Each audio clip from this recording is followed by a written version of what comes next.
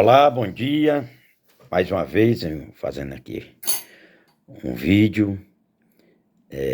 Já fiz muitos vídeos, mas eu declaro que não sou YouTube e nem ganho para fazer. Apenas para distribuir com alguns amigos, algumas pessoas queridas, algumas familiares e pessoas que eu tenho também muita autoestima. Que Deus abençoe o seu dia de uma forma muito poderosa. Não vou nominar o nome das pessoas, porque para não haver a possibilidade de constranger.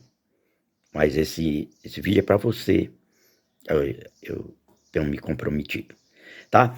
Iremos falar duas coisas. Primeiro, sobre a saúde espiritual. E depois, sobre a saúde do corpo, do organismo, né?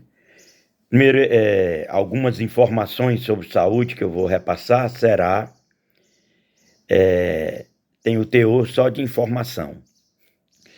Não é que eu esteja com medo de ser processado por exercício ilegal da profissão. Não é isso, não. Mas é porque é só compartilhar algumas informações. A princípio, nesse vídeo, eu estarei falando sobre a saúde espiritual. Depois nós vamos para, no outro vídeo, a saúde do organismo, do corpo, né? Mensam corpus sane. Já estou falando difícil. Bem, minha prezada pessoa, que esse vídeo será direcionado, como falei, não vou ressaltar o nome, né? Não é por mim, mas para não pode a pessoa se sentir constrangida ou constrangido. Bem, essa informação sobre quem somos, né? Quem é você? De acordo com a palavra revelada, a palavra do Senhor, Deus vivo, não o Deus que a gente faz uma imagem, uma escultura e leva para um canto e para outro, pega um pedaço de pau, faz uma escultura e o resto da madeira, cozinha o corpo, o cose a comida e se ajoelha perante a estátua e diz: esse é meu Deus. Não é esse Deus, é o Deus vivo que criou os céus e a terra, criou o universo, criou todas as coisas visíveis e invisíveis. Já pensou um Deus todo-poderoso que é constantemente criando constelações de estrelas, a inumeráveis número de estrelas, e ele chama cada uma pelo nome. Ele mediu os céus, é um Deus maravilhoso. Mediu os céus a palmo e pesou os montes na sua balança. É incrível. E é aquele Deus vivo que você só crê nele se ele entrar no seu coração e iluminar os seus olhos, os olhos do seu entendimento, para crer nesse Deus todo-poderoso. Ele que olha para as nações, lá do seu alto sublime trono, e vê os moradores da terra como o pó miúdo da balança. Já pensou? Que imensidão de Deus tremendo. E que não precisa de nós para nada. Porém, ele quis, pela sua própria vontade, né, fazer a humanidade, e dentro da humanidade escolher algumas pessoas para morar, para fazer parte da sua família. Eu digo algumas porque não foi a todos, só que ele quis. Pode parecer estranho, mas essa é a verdade, que a palavra de Deus, a Bíblia, a inerrante e infalível palavra de Deus que está contida na Bíblia, nos diz, né? E há aqueles estudiosos que estudaram a homilética, enfim, aqueles estudos mais aprofundados e deram uma interpretação X ou Y, mas a própria palavra de Deus diz que as escrituras sagradas não são de particular interpretação. Por quê? Porque elas discernem espiritualmente, né? E só o Espírito de Deus pode fazer isso na mente consciente, no coração da pessoa. Então, vamos lá. Você é um espírito dotado de um intelecto, né, de uma alma, que mora neste corpo, e um dia este corpo é muito desejado até, ou pelos homens ou pelas mulheres, esse corpinho de sereia vai desfalecer. Por quê? Porque é feito de um material destrutível, ele é feito de argila, que ela em determinado momento ela se torna lama e se torna podre. Lama podre. Aquela coxia. Coxia que eu digo é ali aquela beiradinha da berma, que às vezes fica umas laminhas ali, e aquela ali, aquele material foi que nós fomos constituído.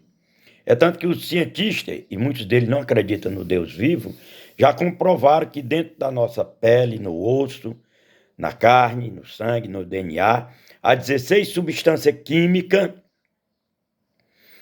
que tem na argila, tem no nosso corpo. No mínimo, há outras substâncias. Mas eu não sou cientista, nem sou sabido para estar esmiuçando isso. E no projeto Genoma,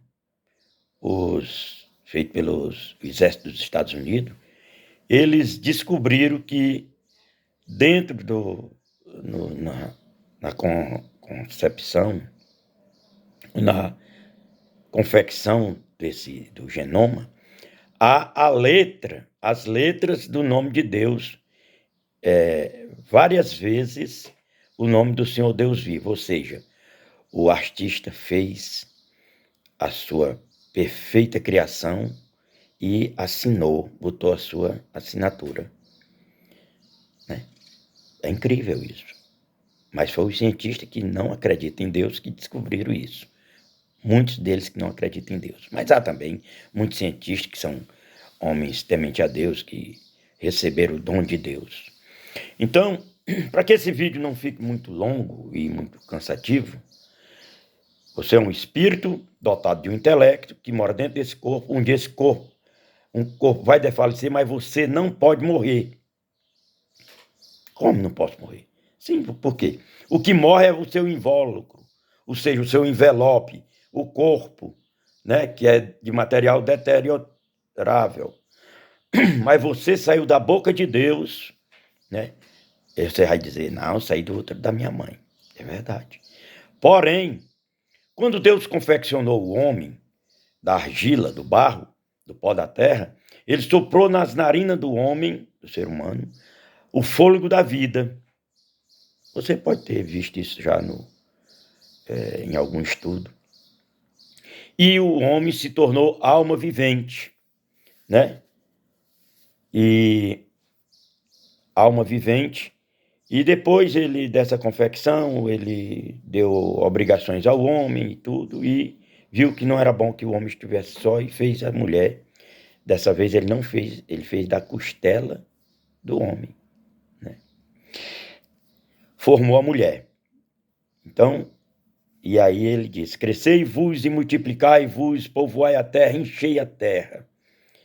Né? E o homem vem cumprindo essa ordem, seja ele ateu, ou incrédulo, ou crente ou não, ele vem cumprindo essa ordem, independente de qualquer coisa. Então, então o que acontece? É que quando o corpo desfalece, você, eu e qualquer ser humano, sai de dentro do corpo e vai para um dos dois lugares que Deus criou. Ou o céu com o Senhor Jesus Cristo, ou o inferno com Satanás e seus seguidores. Não tem uma terceira via. O homem foi que inventou a tal de terceira via, aquela terceira via que não é hetero. Então, esse local chamado paraíso, o céu, heaven, esse local, ele foi criado para que, a palavra de Deus diz que ele é um lugar tão bom, de tanta perfeição, de tantas coisas, que a Bíblia fala que as ruas são de ouro, de pedra preciosa e tudo. Não vou enumerar aqui. E tão bom que é. e o próprio Deus enxugará todas as lágrimas, né? E ele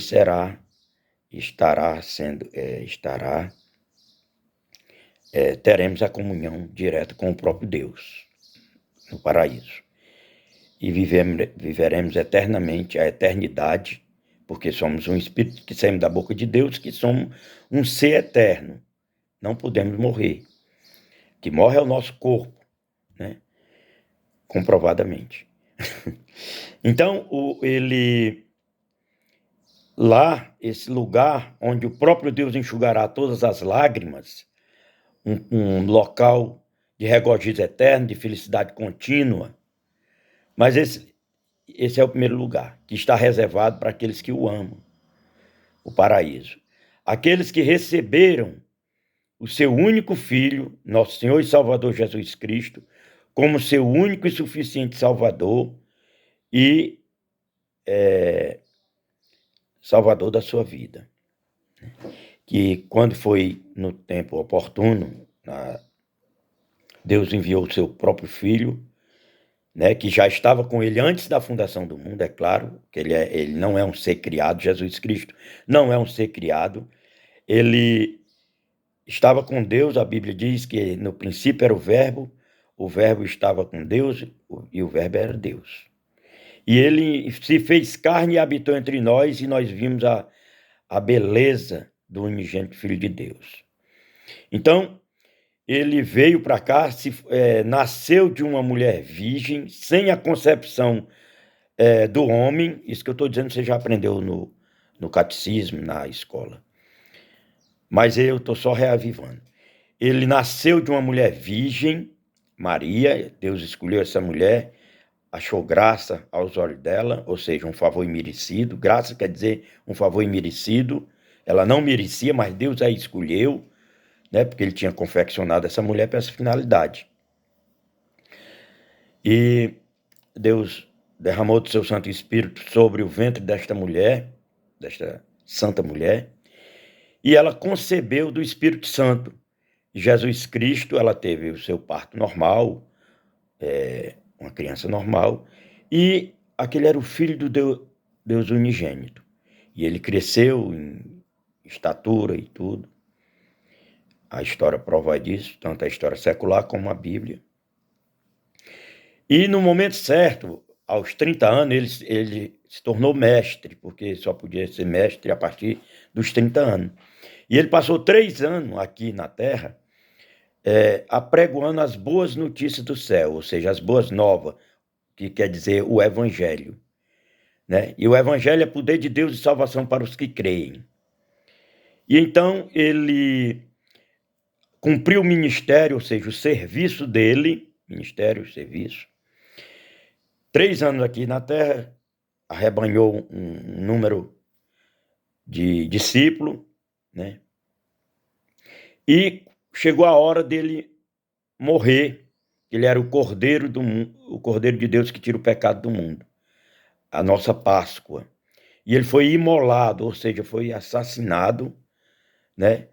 Mas o bom disso tudo é que a morte dele, o sangue dele, é para nos lavar e purificar de todos os nossos pecados, de todas as nossas transgressões. Então, ao terceiro dia ele ressuscitou e passou aqui 40 dias e 40 noites, comeu com os discípulos e ascendeu aos céus e vai voltar para buscar uma parcela do povo chamado povo eleito de Deus. E quem é esse povo eleito de Deus? Eu não posso enumerar e nem apontar. Só o Espírito de Deus sabe, porque o Espírito de Deus é quem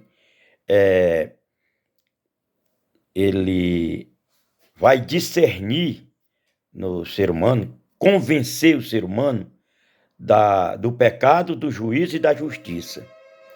Então, é o Espírito Santo de Deus que vai convencer essa pessoa. É algo que o Deus vivo é quem pode fazer.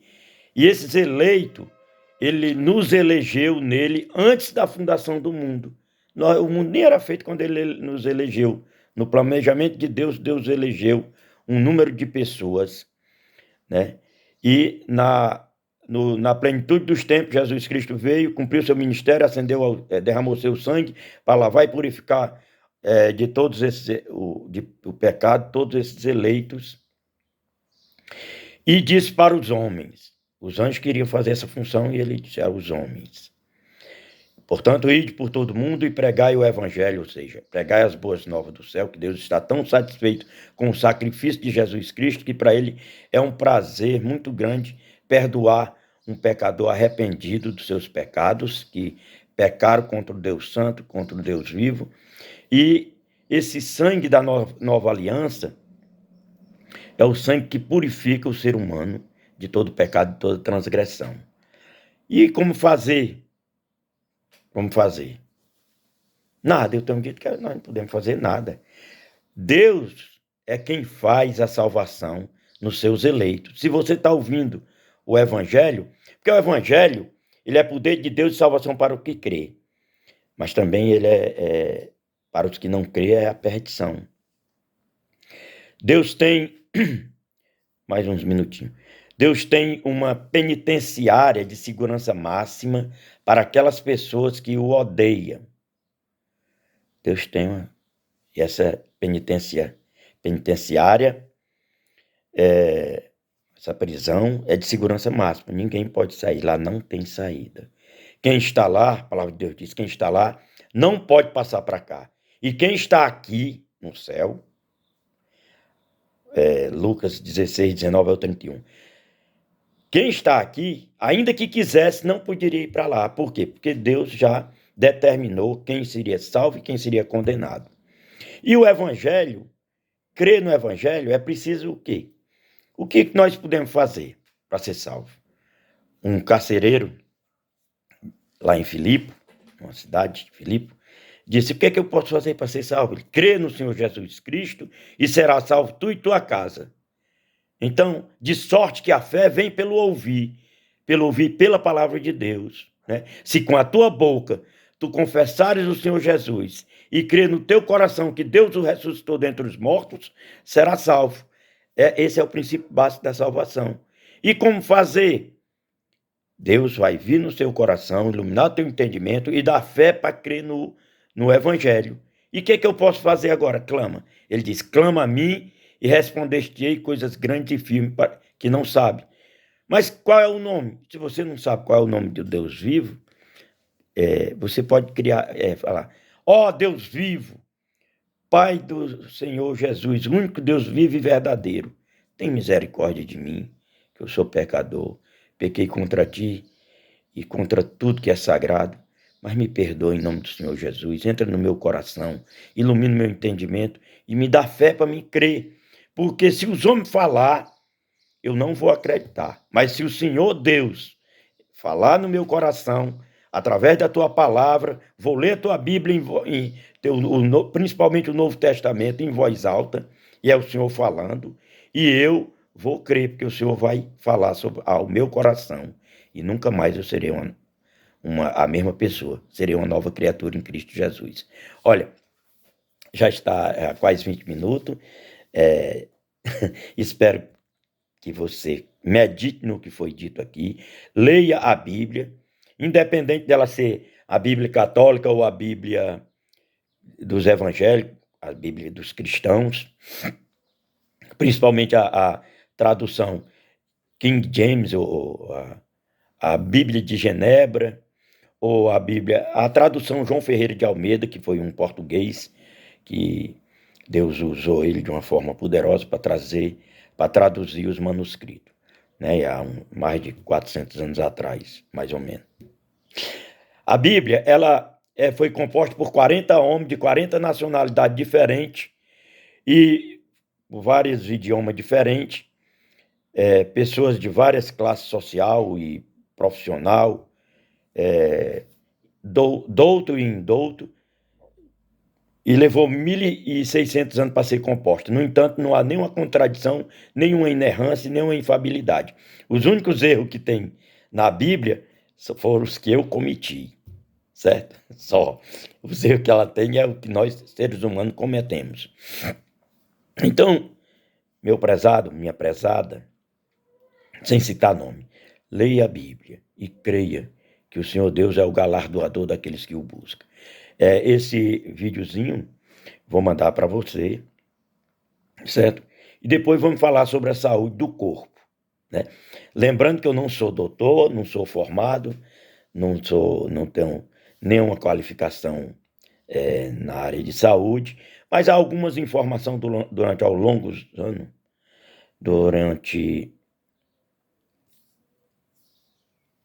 dos anos,